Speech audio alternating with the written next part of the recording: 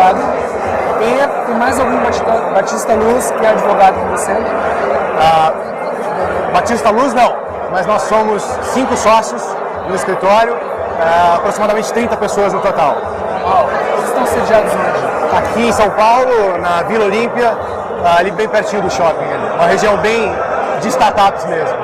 Bom, pode ser óbvio, mas também pode ser surpreendente o que um advogado faz num evento de startups. Como vocês se relacionam com esse meio? O que vocês vêm fazendo? Perfeito.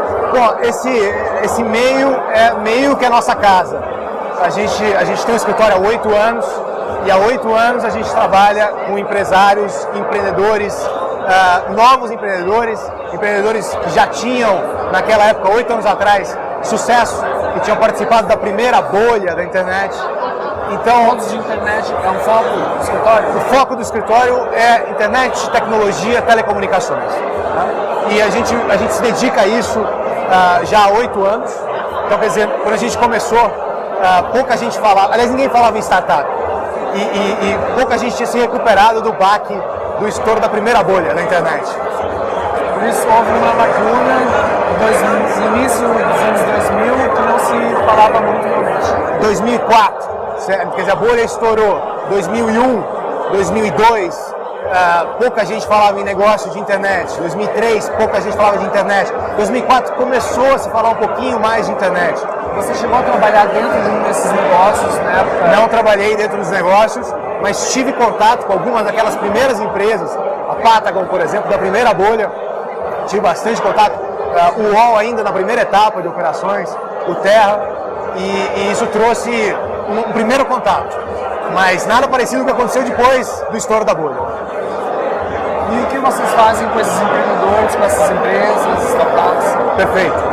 O que é muito interessante é que o empreendedor de internet, ele é normalmente uma pessoa brilhante, muito inteligente, muito rápida, mas que não tem nenhum interesse em saber o que acontece no mundo jurídico. Porque realmente o negócio dele não é aquele, ele não quer perder tempo se dedicando a entender contratos, a redigir contratos. Quer dizer, trabalhar com tecnologia e até com empreendedorismo é um pouco de ser nerd, mas nos assuntos jurídicos eu chamo vocês como os nerds jurídicos. Esse é o grande desafio, convencer o empreendedor da internet a conversar com o advogado. Esse é o primeiro grande desafio, porque o primeiro objetivo do empreendedor de internet normalmente é fazer o seu negócio decolar. Pensar no que ele tem de concorrência no mercado, nas oportunidades que existem e chegar logo e plantar ali o seu footprint. Você quer acabar o produto e vender, né? E se possível receber um investidor, depois vender. Esse é o grande sonho de todo empreendedor de internet, sempre foi assim. Mas o interessante... Você não procura um advogado só quando tem problema? Exato, só uma contratação reativa dos advogados. Puxa, tem um modelo de negócios que tem um problema tributário. Eu tenho um modelo de negócios que tem um problema com o consumidor.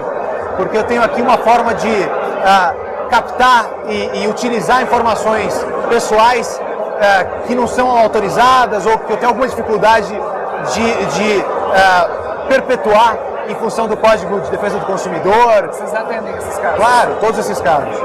E o interessante é que se esse empreendedor ele começa o seu modelo de negócio conversando com um advogado que entenda obviamente o seu negócio, que entenda o setor, ele sai realmente à frente. É uma vantagem competitiva, especialmente em um país como o Brasil, em que você tem leis complexas, você tem uma carga tributária absurda, você tem questões de propriedade intelectual muito particulares. Então, se esse empreendedor sai na frente com o advogado, ele tem uma vantagem efetiva. E a gente está falando desde a abertura da empresa, estrutura societária, modelo de negócio, investimentos, passa por tudo isso. Tudo isso, abertura da empresa. Então, como ele monta a empresa? Ele monta a empresa num modelo mais caro, uma SA, ou ele monta a empresa num modelo mais barato, uma limitada, mas que tem problemas potenciais no momento que ele for receber um investidor. Como é que ele harmoniza essas duas coisas? Há um conhecimento básico que possa se dizer assim, olha, não façam tal coisa porque depois vai dar problema? Existe. Há um default? Existem certos guidelines, que a gente pode dizer para uma startup. Existem certos guidelines que funcionam para qualquer startup, offline e online. Quer dizer, novas empresas com fluxo de caixa apertado, o que você não deve fazer no começo da tua operação? Isso funciona para uma startup digital, assim como funciona para uma startup qualquer que a gente possa pensar offline. Mas é óbvio que existe um peso muito grande da particularidade do negócio daquele empreendedor. O que ele vai fazer? É um e-commerce? É uma prestação de serviços? É uma sessão de software? Dependendo de como eles se posicionar, vai ter essas diferenças tributárias e de outras ordens também. Sem dúvida, aplicações tributárias, consumeristas, em alguns casos questões trabalhistas. Ele precisa de uma força de vendas importante.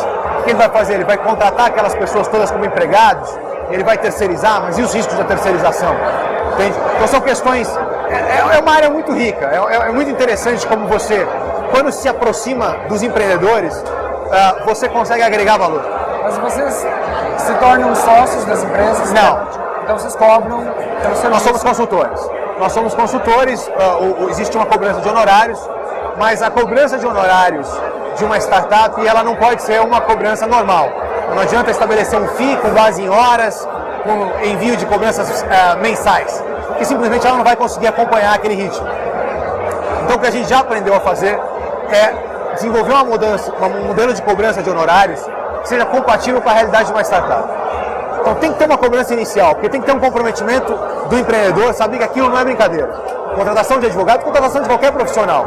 A sua força de vendas, o seu contador, o seu advogado, o seu marketing. As contratações têm que ser sérias, tem que ter um compromisso de caixa inicial. Mas não pode ser esse compromisso incompatível com a realidade que ele tem financeira. Então o que a gente faz? Tem um compromisso inicial, tem um aporte, ou tem um pagamento posterior, no momento em que ele começa a ter uma entrada de caixa, por exemplo, no início das suas operações, ou com o recebimento de um investimento, de um seed capital, de um investidor anjo, por exemplo, e depois um valor maior quando essa operação realmente decola e ele eventualmente faz lá um Series A, um Series B, o recebimento de um investimento mais forte, de um private equity, de um venture capital. Luiz Felipe, para o empreendedor que estiver nos assistindo, que está no estágio bem inicial, qual deve ser a primeira coisa em relação a esse mundo todo jurídico, legal, que ele deve fazer e a primeira coisa que ele não deve fazer? A primeira coisa que ele deve fazer é sentar na mesa e desenhar o acordo que ele tem com os sócios. Porque o que a gente mais vê em termos de problemas de startups no seu primeiro ano de operação são problemas com sócios. Quer dizer, você tem um acordo, você tem ali uma sociedade, mas que não está bem entabulada, os acordos eles são simplesmente orais, todo mundo acha que sabe, que entendeu qual é o acordo, mas não está escrito. Tem que escrever, tem que assinar ou tem que ir passando no cartório? Não, escreve, assina, todo mundo assina, reconhece que entendeu. Se puder ter um advogado presente para poder orientar a escrita, a forma de deixar claro o que foi combinado, né, e até entender o que foi combinado. Porque muitas vezes o empreendedor ele acha que combinou uma coisa, mas é impossível, né, é incompatível. E o que não fazer? A primeira coisa é não fazer, uma coisa que é certa, você não pode. A primeira coisa a não fazer é começar a fazer roadshow do seu negócio, falando com todo mundo em todos os lugares, apresentando a sua ideia sem ter compromisso de confidencialidade, sem ter uma marca registrada, sem ter um domínio registrado. Porque a coisa mais fácil, e que até a verdade é que não é ilegal, porque a ideia não se registra, ideia pode perfeitamente ser copiada. A coisa mais comum é alguém aproveitar aquela ideia, desenvolver um outro modelo parecido a partir daquilo, sem remunerar aquela pessoa. Significa que ideia não tem nome? Ideia não tem dono, de fato não tem Porque dono. se registra é a marca. A marca, você pode proteger o software, você pode proteger direitos de autor, mas você não protege ideias. Bem, muito obrigado, Luiz Felipe. Prazer.